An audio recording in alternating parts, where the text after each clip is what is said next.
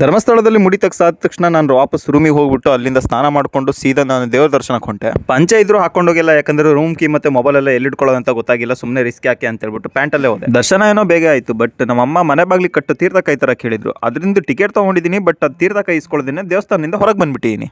ದೊಡ್ಡ ಸಂಕಟ ಆಗಿತ್ತು ನನಗೆ ಅವಾಗ. ಸೆಕ್ಯೂರಿಟಿ ಅವ್ರನ್ನ ಹೇಗೋ ಕನ್ವಿನ್ಸ್ ಮಾಡಿ ಮತ್ತೆ ಒಳಗೆ ಹೋಗ್ಬಿಟ್ಟು ತೀರ್ಥಕಾಯಿ ಇಸ್ಕೊಂಡು ಹೊರಗೆ ಬಂದೆ.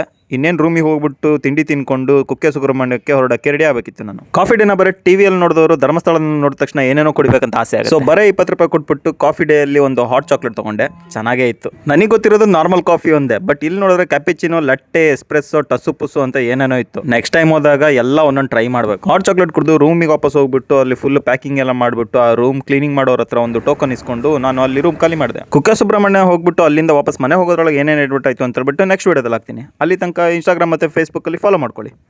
ನನ್ನ ಲಾಸ್ಟ್ ವೀಡಿಯೋಗಳನ್ನ ನೋಡ್ಬಿಟ್ಟು ಫಾಲೋ ಮಾಡ್ಕೊಂಡ್ರೆ ಎಲ್ರಿಗೂ ತುಂಬಾ ಥ್ಯಾಂಕ್ಸ್. ಹೋಯ್ ಬತ್ತೆ ಮರ್ರೆ, ಹೀಗೆ ಫಾಲೋ ಮಾಡ್ತಾ ಇರ್ರಿ.